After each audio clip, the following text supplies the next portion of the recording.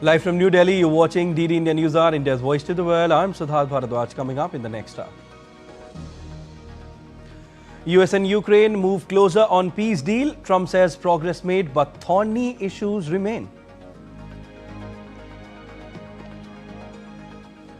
Israeli Prime Minister Netanyahu to meet Trump to discuss Gaza Plan and Hezbollah tensions as Washington pushes to establish transitional governance and an international security force for the Palestinian enclave.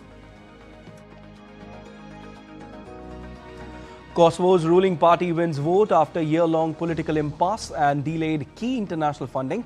Prime Minister Albin Kurti promises swift formation of new government. From hill stations to plains, North India witnessing cold wave conditions and dense fog. Delhi wakes up to a foggy morning. Orange alert issued. Advisory for air travellers released. And in cricket, India women post record score to beat Sri Lanka women in the 4th T20I, extend lead to 4-0 in 5-match series.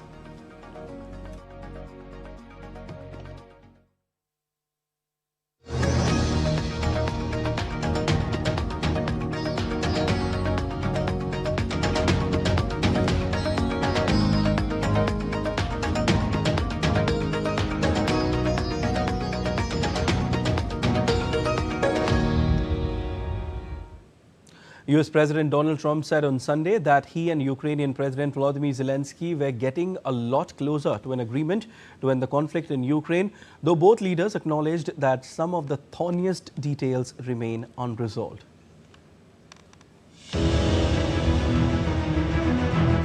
The much-anticipated talks to end the Russia-Ukraine conflict took place in Florida on Sunday, where US President Donald Trump claimed that negotiators are getting closer to Ukraine peace deal, though he acknowledged that thorny issues remain and declined to provide a concrete timeline for when they might be resolved. The two leaders spoke at a joint press conference after meeting at Trump's Mar-a-Lago resort in Florida. Trump said it will be clear in a few weeks whether negotiations to end the conflict will succeed. Both men have said that both countries are broadly in agreement about most of the points in the negotiation. Notably, however, both Trump and Zelensky did not offer any timelines, instead vowing to have their teams meet again in the coming weeks. Trump called it a terrific meeting and described Donbass, the eastern Ukrainian territory on the front line of fighting, as an unresolved issue, but said that they were getting a lot closer to an agreement. Trump said that Russia are going to be helping with the reconstruction of Ukraine. He added that he was open to visiting Ukraine, ideally after a deal was agreed. We had a terrific meeting. We discussed a lot of things. As you know, I had an excellent phone call with President Putin that lasted for over 2 hours. We discussed a lot of points. And I do think we're getting a lot closer, maybe very close. We spoke to all of those great leaders. They're all great leaders. And we had a great talk with them after we were completed. We thought it was appropriate to speak with them. And our meeting was excellent. We covered, somebody would say 95%. I don't know what percent, but we have made a lot of progress on ending that war, which is really certainly the most deadly war since World War II, probably the biggest war since World War II.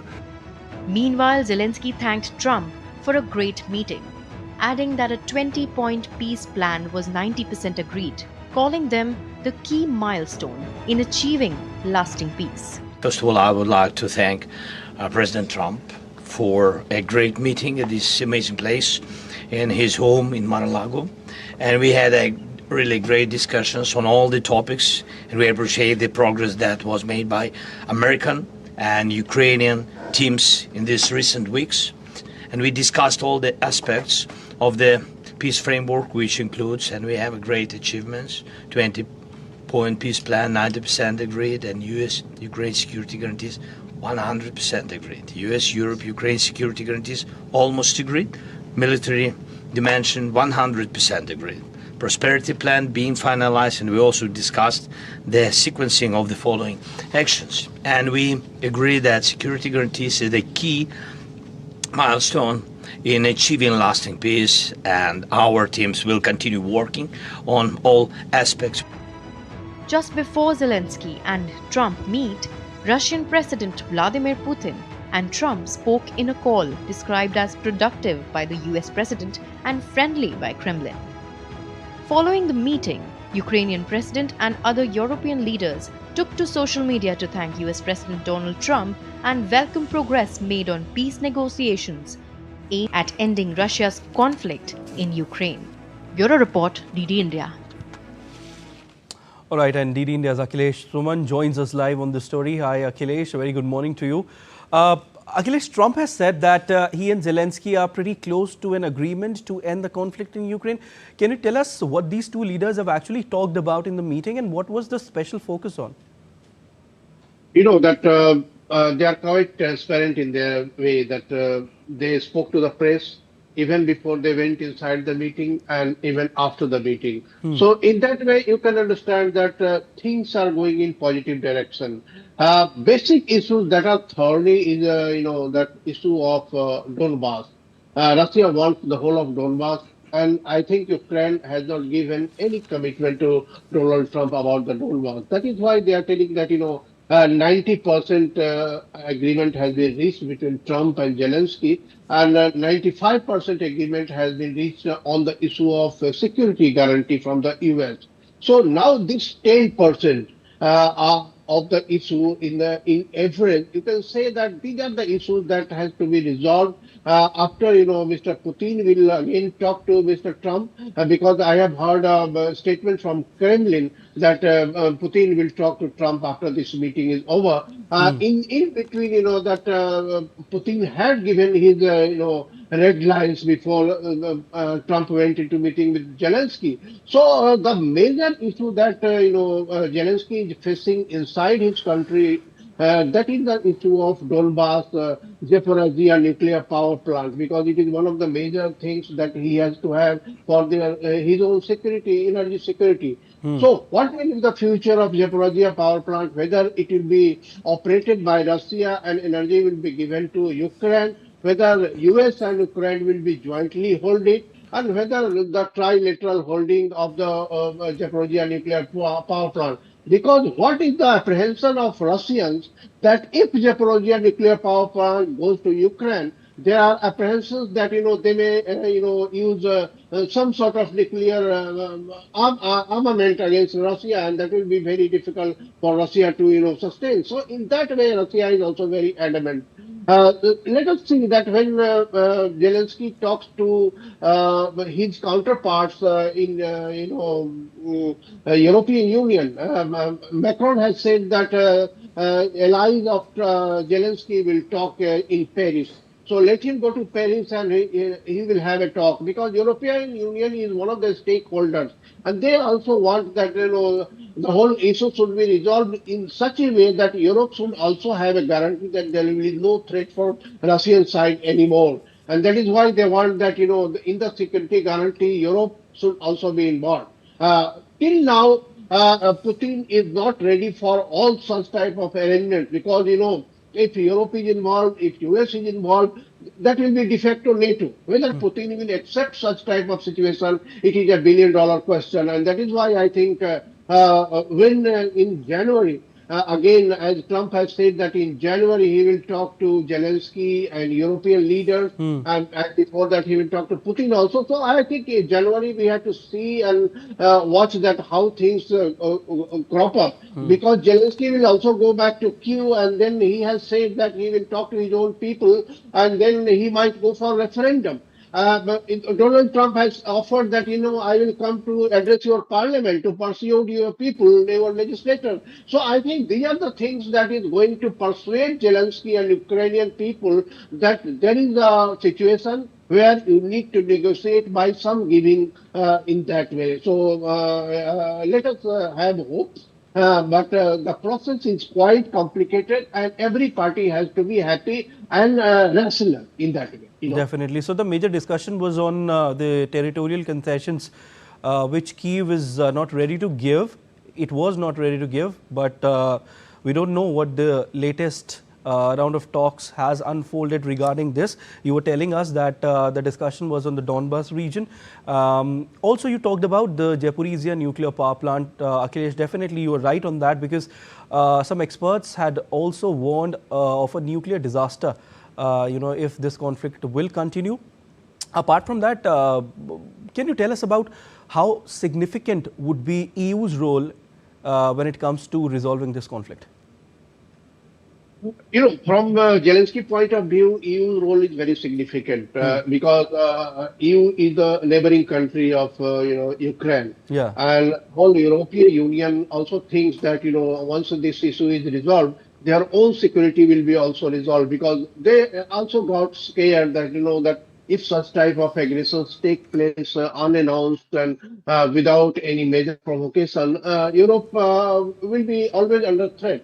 So Europe is very adamant on having a good deal, so that Zelensky don't have to feel the same brunt as it has faced 4 years ago when the war is continuing between the Russian and Ukrainian. So Europe is very significant, and that is why Mr. Trump, though he says that whatever I will say, that will be the final thing, but again, he knows that Europe is the neighbor. Europe is major stakeholders after Ukraine. So Europe has to be taken into confidence. And if you know that the world wars that has taken place till now, it has taken place on the soil of Europe.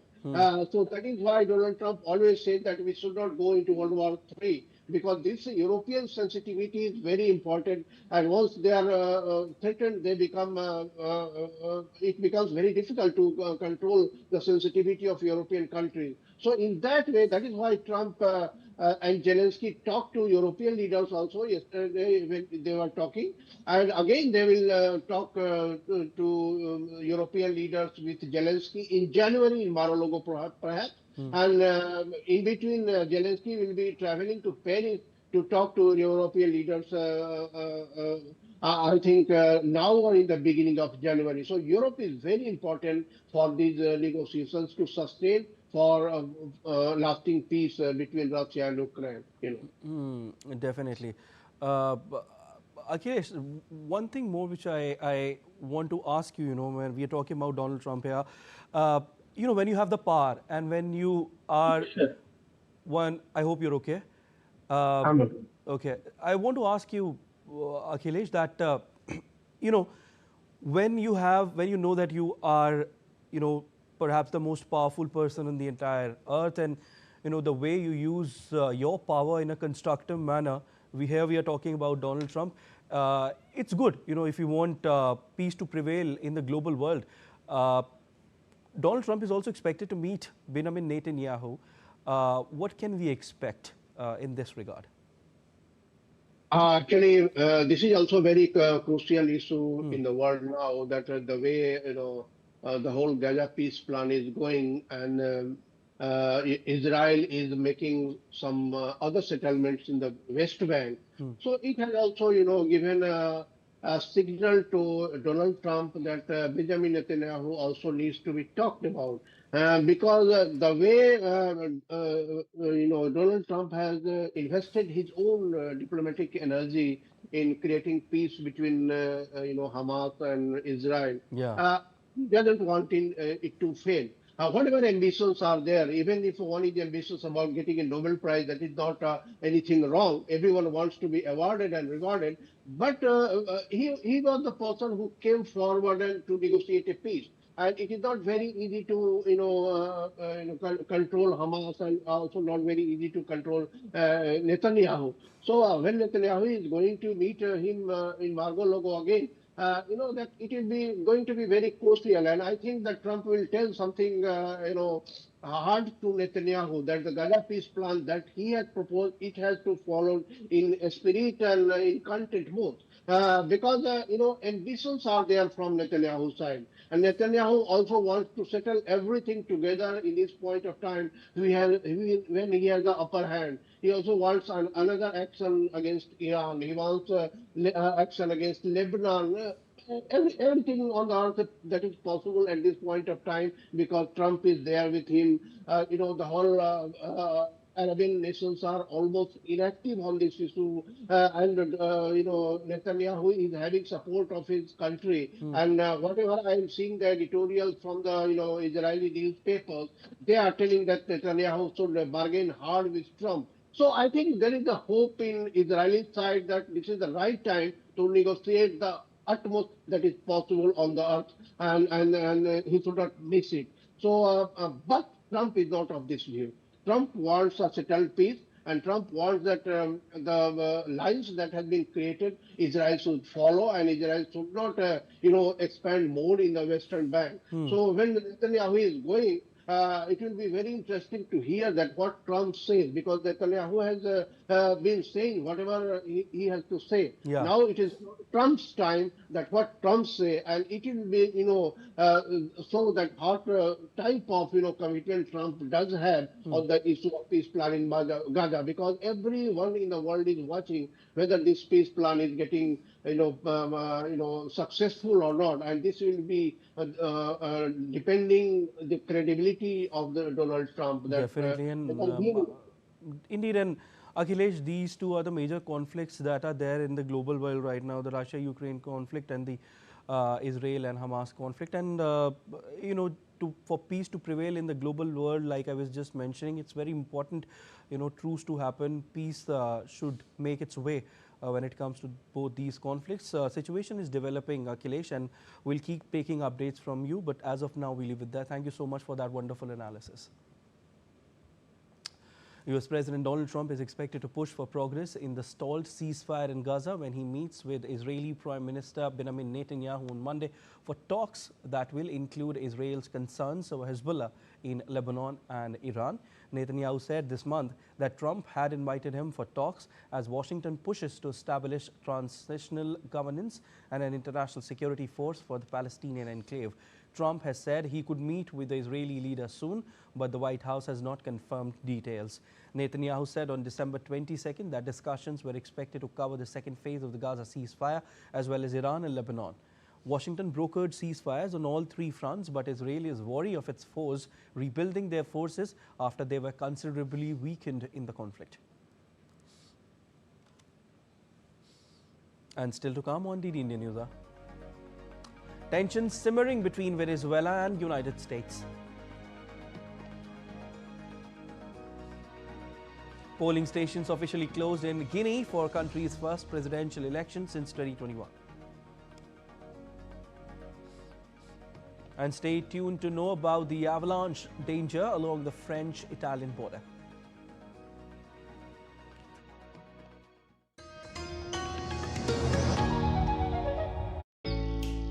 Jharkhand will mesmerize you with majestic nature, rich heritage and colorful culture. Johar. अरे it fits perfectly. Thank you. Full workout हो गया. Ready?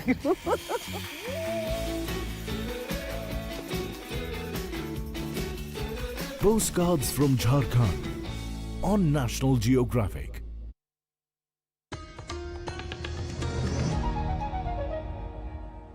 You're watching DD Newshour. I'm Siddharth Bharadwaj. Amid simmering tensions between Venezuela and the United States, more US military planes arrived in Puerto Rico. C-130J Super Hercules transport aircraft were seen taxiing and taking off from Rafael Hernandez Airport in Puerto Rico's Aguadilla. And in fact, US military ground vehicles like Humvees and MRAPs, which means mine-resistant ambush protected, were seen in the same vicinity as well on Sunday. The US military has assembled a massive military force in the Caribbean in recent weeks, including an aircraft carrier, fighter jets and other warships. US President Donald Trump has accused the South American country of flooding the US with drugs, and his administration has for months been bombing boats originating in South America that it alleges were carrying drugs. Many nations have condemned the attacks as extrajudicial killings. Trump has also frequently threatened to start bombing drug infrastructure on land and has authorized covert CIA activity directed at Caracas.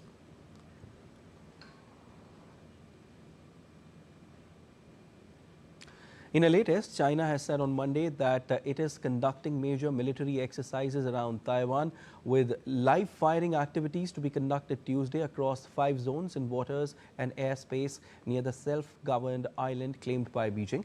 A statement from spokesman of Chinese military said that starting from December 29, the People's Liberation Army Eastern Theater Command is dispatching its Army, Navy, Air Force and Rocket Force troops to conduct joint military drills codenamed Justice Mission 2025.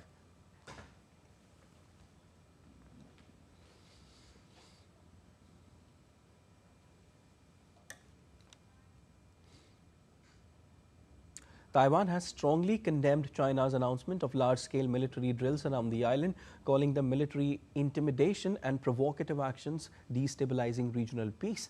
Taiwan's defense ministry has deployed forces to monitor while urging restraint. And of course, Pyongyang has announced on Monday that it successfully fired long-range strategic cruise missiles into the sea off its west coast on Sunday. The tests aim to verify nuclear deterrence capabilities, described as a legitimate self-defense measure against external threats.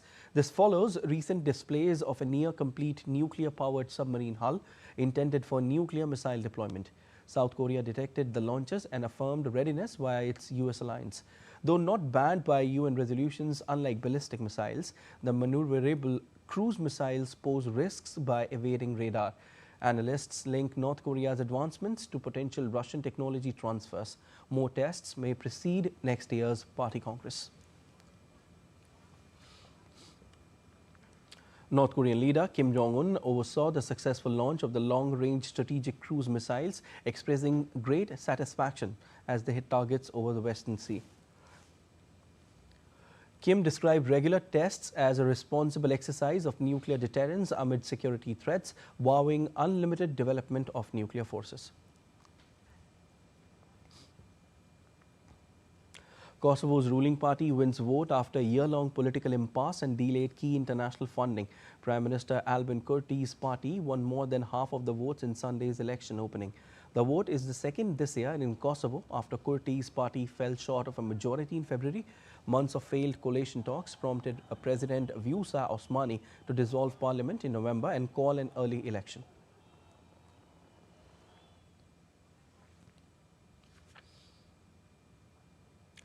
Kurti's party lead with 87% of votes counted after polls crossed. Analysts say it is difficult to predict if Kurti will be able to form the government on its own without a coalition to secure the 61 seats in the 120-seat assembly. Kosovo Prime Minister promised he will swiftly form a new government, signaling a possible end to the year-long political deadlock that has paralyzed parliament and delayed key international funding. Once the results will be certified by Central Election Commission, we should swiftly constitute a parliament out of 10th legislature and then form immediately new government. On Sunday, polling stations in Guinea officially closed for the country's first presidential election since 2021. At several polling stations, officials were seen emptying ballot boxes onto tables and calculating results. The vote is Guinea's first presidential election since a 2021 military coup that brought junta leader Mamadi Doumbouya to power. The current military leader is the heavy favorite to win a new 7-year term following constitutional changes that allow him to run and extend his time in office. At one polling station in Conakry, officials announced preliminary results showing a large lead for Doumbouya. GMD won more than 90.85% of the votes, said polling station Vice President Nabi Yaya Bangora. Authorities have said provisional nationwide results are expected after counting is completed, as attention turns to turnout levels and the overall conduct of the vote.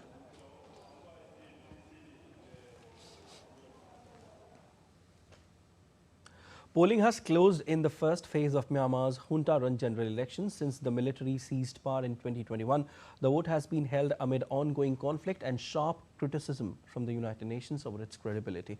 DD India's Adamya Mishra brings us more. Polls closed in the first round of Myanmar's junta-run elections on Sunday, marking the end of the opening phase of a month-long vote. Democracy watchdogs have dismissed the exercise as an attempt to rebrand military rule, with reports of low voter turnout and persistent questions over polls' credibility. In Myanmar's largest city, Yangon, voters also lined up at polling stations as voting began early Sunday morning. The country has remained in deep political turmoil since the military ousted the civilian government led by Aung San Suu Kyi in 2021. The election is important for Myanmar. I expected a lot for this day. I'm happy it reached 28th December, so I came first here to vote. Overshadowed by ongoing civil war and questions over credibility, voters in Myanmar began casting their ballots on Sunday in the country's first general election since the 2021 military coup. Authorities say that over 50,000 electronic voting machines are being used nationwide to prevent fraud. However, critics have dismissed the exercise as neither free nor fair.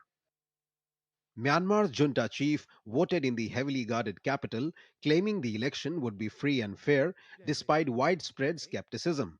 Two more rounds of voting are scheduled for January 11 and January 25, covering 265 of the country's 330 townships, even as fighting continues in several regions. We guarantee that this will be a free and fair election. Our reputation cannot be ruined by this election being conducted by the military. I recall that 2020 election turned out very badly and damaged the country's image. It was shame. Some people ignored the result. I knew the result of 2020 election because I checked the process myself. The junta says the election marks a fresh political and economic start. However, the United Nations and human rights groups have rejected the polls as lacking credibility, with major anti-junta parties staying out of the process. Adamya Mishra's report for DD India. The ruling party of Ivory Coast, RHDP, was headed for a landslide victory in parliamentary elections, according to early results announced Sunday. The voting carried out on Saturday. It was marked by a poor turnout following a boycott call by opposition parties. The election came 2 months after Alassane Ouattara won a presidential ballot that extended his 14-year rule. The Independent Electoral Commission said the provisional participation rate was 32.34%, lower than the previous legislative elections in 2021, when turnout was 37.88%. More than 8 million people were registered to vote for members of the National Assembly. With results in from nearly two-thirds of the 255 contested parliamentary seats Sunday evening, the RHDP already had the 128 deputies needed for an absolute majority. The party even did well in the south and west of the country, where the opposition had strongholds.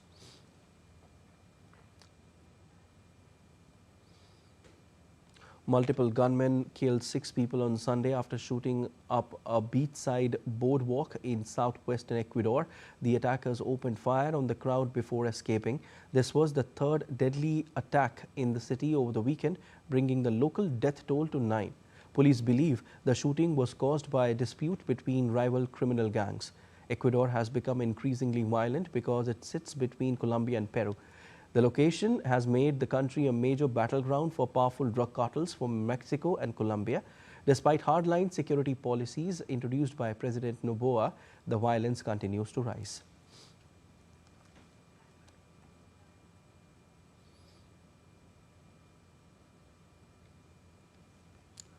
Mexican authorities reported on Sunday that at least 13 people died when an interoceanic train derailed near Nizanda in Osaka state. The train carried 250 people, including 241 passengers and 9 crew.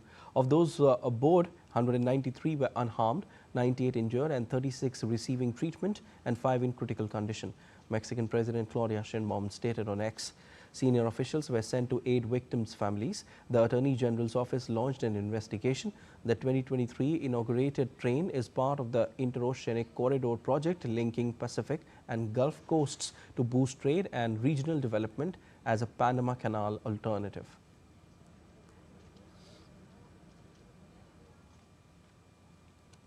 And moving on to a news coming in, a tragic mishap in the city of Manado on Indonesia's Sulawesi island. At least 16 people were killed after a fire broke out at a retirement home. The fire at the Verda Damai retirement home was finally extinguished, and authorities are still investigating its cause. We'll keep you updated on the latest on this as more details emerge. But this is the breaking news that we're getting for you.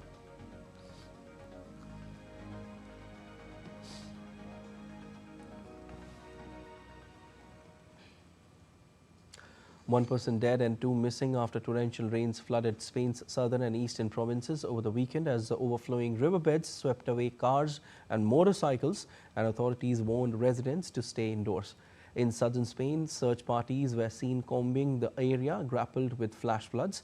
Authorities issued red alert warnings in Valencia, where deadly floods in October last year killed over 220 people and caused billions of euros in damage. 8 other provinces were on orange alert, warning citizens of serious risks to themselves or property and to be prepared for worsening conditions. The heavy rains in Valencia last year caught authorities off guard, with many blaming local and national officials for warning people of the danger too late, eventually prompting the leader of the region to resign. And tourists took advantage of the holiday season on Sunday by ski mountaineering on the slopes of Mount Etna, while Italy's most active volcano continued to erupt unabated. The Department of Civil Protection raised the alert level for Mount Etna from green to yellow on Saturday due to the possible rapid escalation of activity.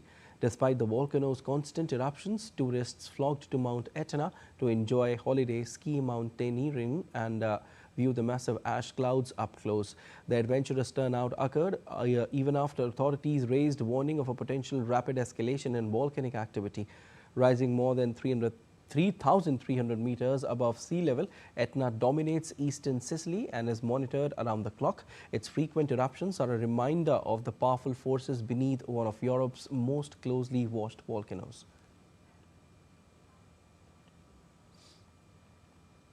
Over the past few days, the avalanche danger along the French-Italian border has risen sharply following the passage of the weather phenomena known as east return. Heavy snowfall combined with strong shifting winds has created a highly fragile snowpack.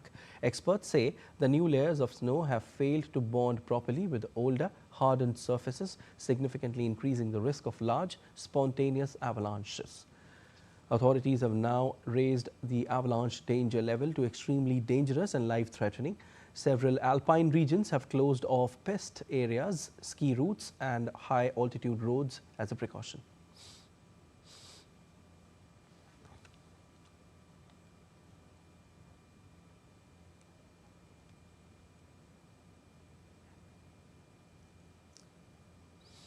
And still to come on DD News. Amidst internal rifts within emerging parties and renewed street unrest, Bangladesh readies for parliamentary polls on February 12. Prime Minister Narendra Modi addresses a conference of chief secretaries in New Delhi. Union Minister Dr. Jitendra Singh lavishes praise on Shanti Bill.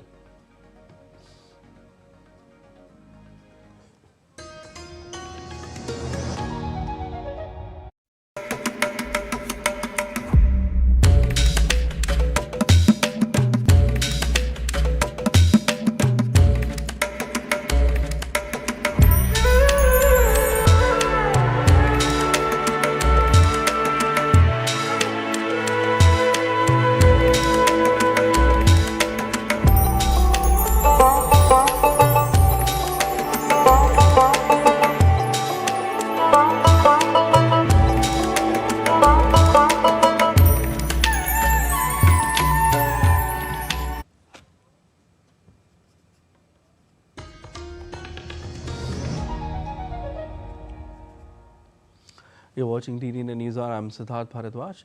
And despite anger and deep divisions within the National Citizen Party over an alliance with Jamaat-e-Islami, Bangladesh's Jamaat-e-Islami has announced a new electoral alliance with the NCP and the Liberal Democratic Party ahead of upcoming parliamentary elections. Jamaat chief made the announcement in Dhaka on Sunday, saying the NCP had formally agreed to join the alliance despite its leaders not being present at the briefing.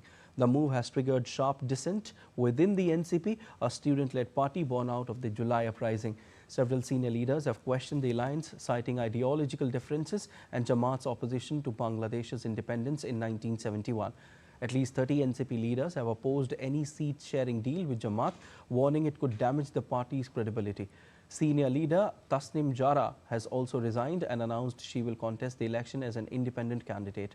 The alliance signals a major shift in opposition politics, even as it exposes growing divisions within newer political parties ahead of the polls.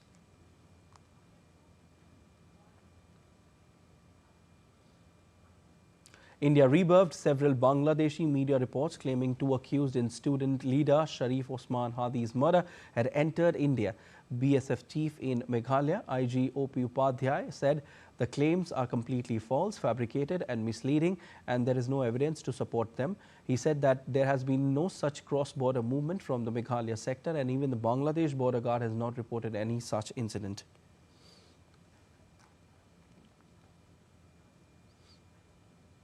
All right, and we are joined by Naval Sangh Parmar, he's DD India correspondent on phone line from Dhaka. Hi, Naval Sangh, a very good morning to you. See, elections in Bangladesh are scheduled in the month of February next year. Please tell us what is the actual mood there in the country. What are political parties doing? We have just heard, we have just told, in fact, our viewers that the NCP has joined hands with some parties, and some other parties are also forming different alliances. So what is the overall atmosphere when it comes to the elections? There are, if you see the political landscape of Bangladesh, then there are two major political parties. One is Awami League. It is led by Sheikh Hasina, and it was in power for almost 1.5 decades up to the Sheikh Hasina was ousted by the student-led protest movement. And the other party is Bangladesh Nationalist Party, and its acting chairman Tariq Rahman. He is a de facto chief of party, returned to Bangladesh after 17 years. So these are the two major political parties, and then there are two second category, we can say B category party, that is Jamaat-e-Islami and Jatiya Party. Jamaat-e-Islami is a fundamentalist party based on Islamic religion, and they have a fundamentalist ideology. And there is a Jatiya Party. It was in collaboration with the Awami League in the Sheikh Hasina's tenure. So Jatiya Party basically based in North Bangladesh, Rangpur division and neighboring areas. So these are the 2 + 2, 4 political party. Apart from there, all the political party in Bangladesh are considered a minor political party. They have a small presence in some pockets of Bangladesh, or they have a 2 to 4% vote share in Bangladesh. So some of them maybe have a less than 1% also. So there are many political parties, but these 4, 2 major, 2 semi-major, we can say, and the remaining are the minor party. Now, new entrant is a NCP, National Citizen Party, and it was established by the student leader who spearheaded the quota reforms movement against the Sheikh Hasina. And there were 6 to 7 prominent leaders of NCP, and out of this 6, 7, 3 student leaders joined the Yunus administration as an advisor to the advisory council. And then after, out of these 3, Nahid Islam, one of them quit the advisory council and then formed the NCP, National Citizen Party, and he became the convener of the NCP. Remaining 2 advisors recently resigned from the advisory council, and they're supposed to join NCP. But in the change scenario. So what is happening? So Naval Singh, very quickly before we let you go, very quickly, what is actually happening there? So NCP, there is a rift emerge in the NCP, and they were expecting that they will be one of the bigger political party in Bangladesh, but their hopes are now shattered as many of its prominent leader or those who supporting NCP, they are not willing to join NCP. So that is the new development in Bangladesh. Now Jamaat-e-Islami is having a NCP which is not fully supported by its pioneer member. Okay. So Islamist party now become isolated without the full support from the NCP political leaders. Okay, but we'll keep taking updates from you on this, Naval Sangh, but thank you so much for joining in. We leave it there. And a thick white blanket has brought North India to a standstill. From grounded flights in Delhi to an orange alert for dense fog, the winter chill is tightening its grip with a fresh western disturbance on the horizon. The next, in fact, few days promise both snow in the hills and a deepening freeze in the plains. Here's the report. The national capital woke up to a ghost white Monday as a layer of dense fog completely swallowed the city. Visibility dropped to near zero, prompting the Indian Met Department to issue an orange alert. While the sun struggled to break through, temperatures remained biting with a minimum of 7 degrees Celsius. The fog did not just affect the traffic on the roads, it brought chaos to the skies as well. At Delhi's IGI airport, authorities were forced to switch to Cat 3 instrument landing systems to manage flights in the blinding mist. Ministry of Civil Aviation issued an advisory that flight operations at select airports may be impacted, leading to possible delays. Major airlines, including Indigo, Air India, and SpiceJet, issued urgent travel advisories, warning passengers of delays and possible cancellations as fluctuating visibility continued to disrupt schedules. The dual menace of freeze and fog has spread through the entire North Indian plains.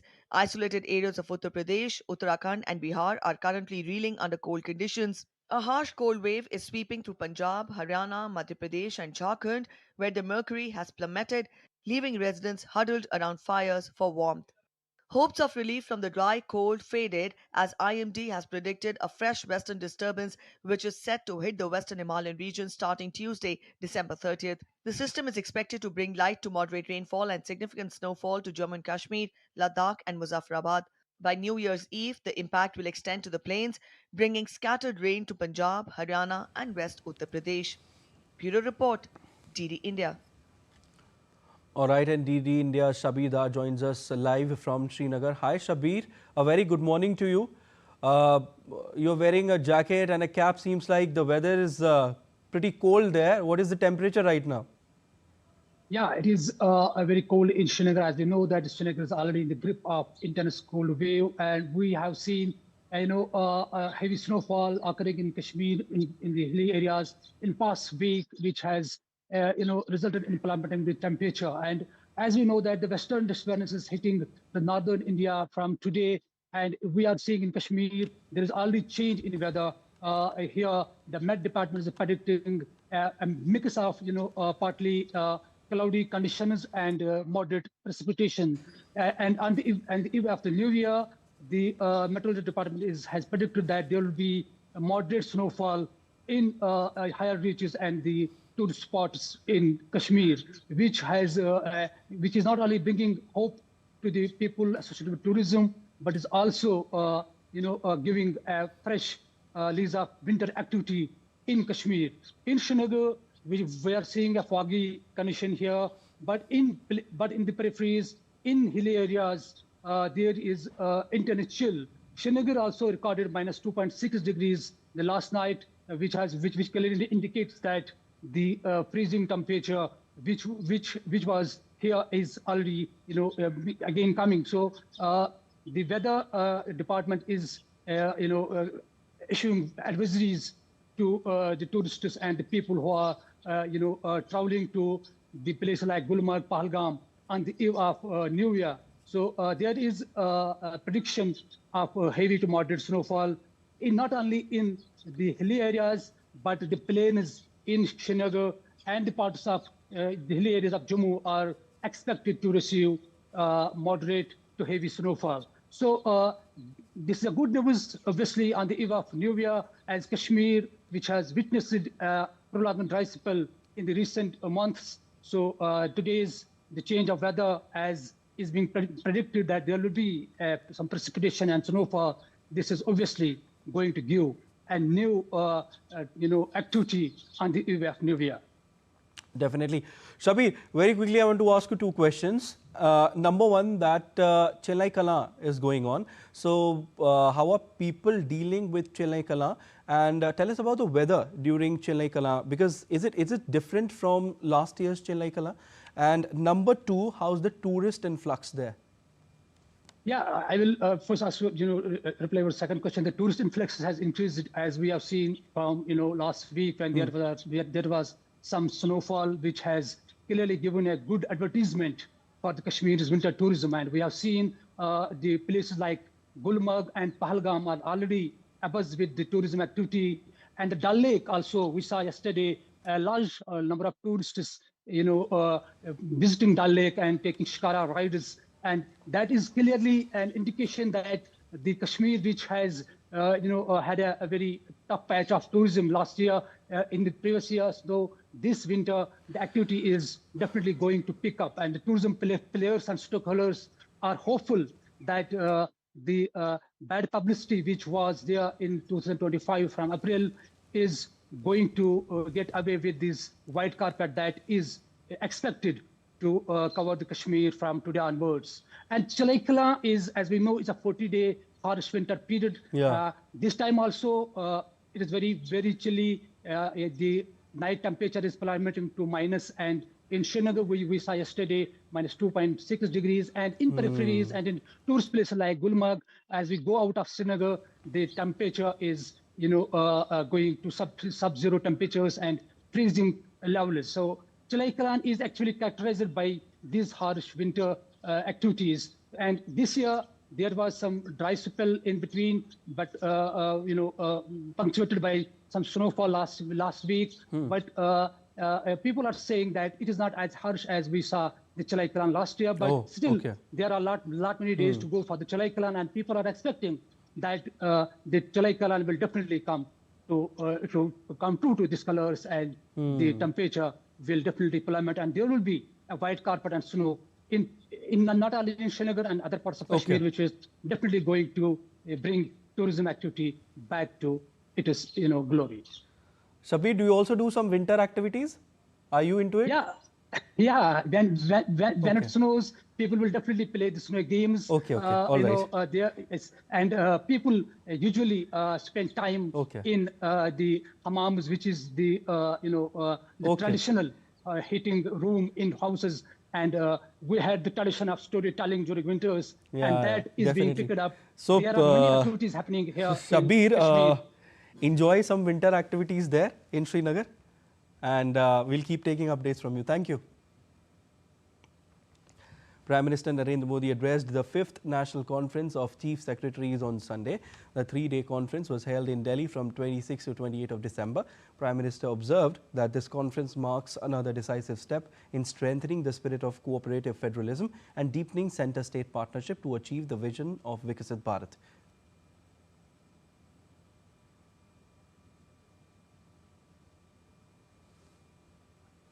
Prime Minister emphasized that human capital comprising knowledge, skills, health and capabilities is the fundamental driver of economic growth and social progress and must be developed through a coordinated whole-of-government approach. Prime Minister emphasized the need to strengthen Atmanirbharta, stating that India must pursue self-reliance with zero defect in products and minimal environmental impact, making the label Made in India synonymous with quality and strengthen our commitment to zero effect, zero defect. He urged the centre and states to jointly identify 100 products for domestic manufacturing to reduce import dependence and strengthen economic resilience in line with the vision of Viksit Bharat. Prime Minister emphasized the need to map skill demand at the state and global levels to better design skill development strategies. In higher education too, he suggested that there is a need for academia and industry to work together to create high-quality talent. Prime Minister also said that all states and union territories must prepare a capacity-building plan along with the Capacity-Building Commission. He said that use of AI in governance and awareness on cybersecurity is need of the hour. States and centre have to put emphasis on cybersecurity for the security of every citizen. In the conclusion, Prime Minister said that every state must create 10-year actionable plans.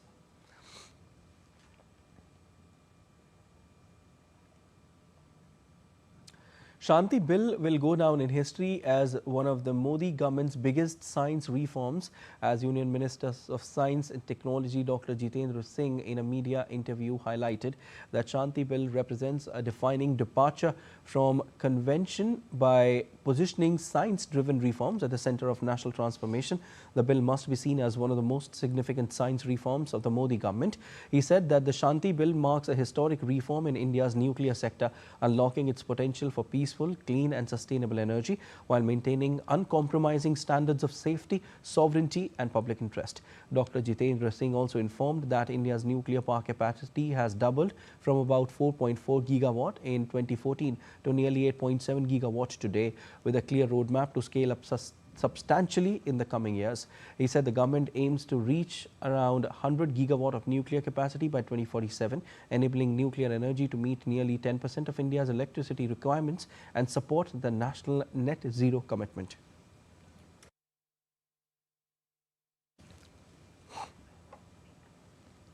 Asian equities mostly rose on Monday in quiet post-Christmas trading as investors look ahead to release of minutes from the Federal Reserve's policy meeting this month, while precious metals retreated from record highs. Markets looked set to end the year last few days. Markets set to end the last few days of the year on a positive note, helped by hopes for more US interest rate cuts and optimism that the tech-led rally still has more legs. In early trade Monday, shares in Hong Kong, Shanghai, Seoul, Singapore, Taipei and Manila rose, while those in Tokyo, Sydney and Wellington retreated. On commodities markets, gold and silver slipped after hitting new records in recent days.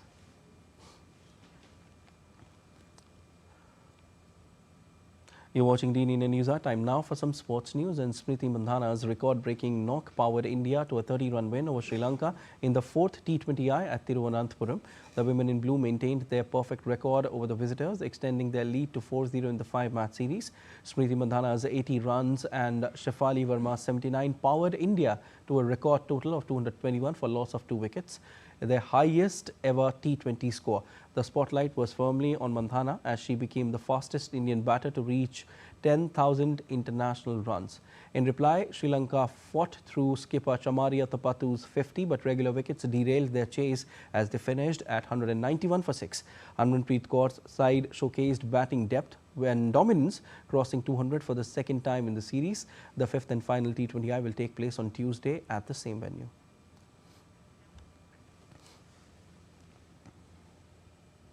Divya Singh, Prashanti Singh and Pratima Singh, 3 sisters who have all proudly represented India in basketball, came together on the sidelines of the Harish Sharma 3-on-3 All India Basketball Championship in Delhi. Interacting with DD India correspondent Narayan Singh, the former internationals shared their views on the fast-growing format of the game.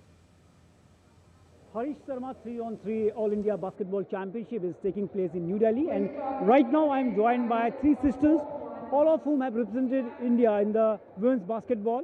We have Prashanti ji, we have Divya and we have Pratima. All of them have represented India. So it's a big achievement that you have been coach of the women's team also. Because it is more explosive, it is short, crisp, and it is पूरी दुनिया adapt कर रही है इसको. It is an Olympic sport now. Or such kind of exposure is going to help players a lot, because they're here under 14 and a senior team. Senior members playing together. So junior players are very, very excited to see senior players at the same court. So it is the future and it is good. We have Pratima ji also. Pratima, if you take a look, it's all a family game for you people. All of you are representing India, and so when all the members of the family are playing the game and representing India at the highest level, so how does it feel? What do you talk when you are not playing the game? So on the table also you are discussing sports or something else? Sometimes.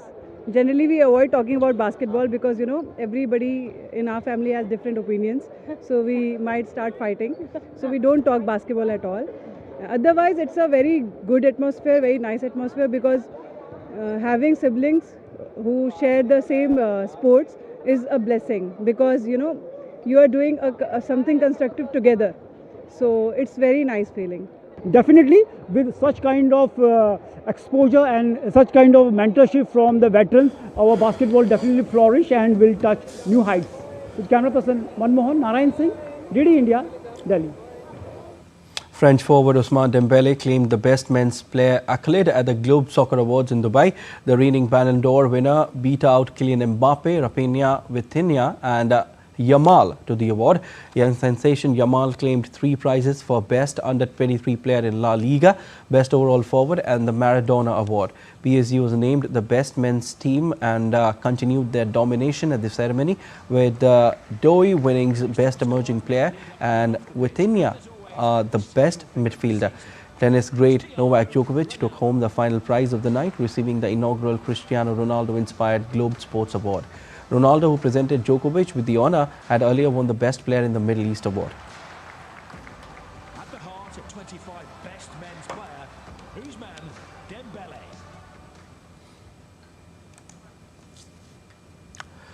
A series of grand folk celebration activities have been staged in a county in southwest China's Guizhou province to greet the upcoming year of 2026. The festivities kicked off with a traditional folk performance parade. Take a look.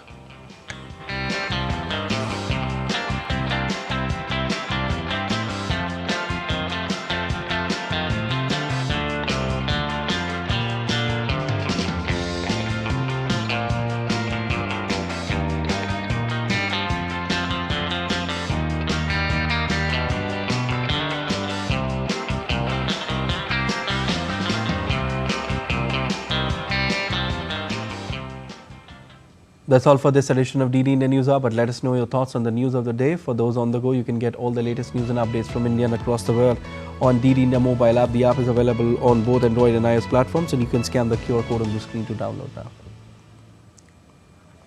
We'll be back with more news as it breaks here on DD India. I'm Siddharth Bharadwaj from all of us here in Delhi. Thanks for watching DD India News Hour.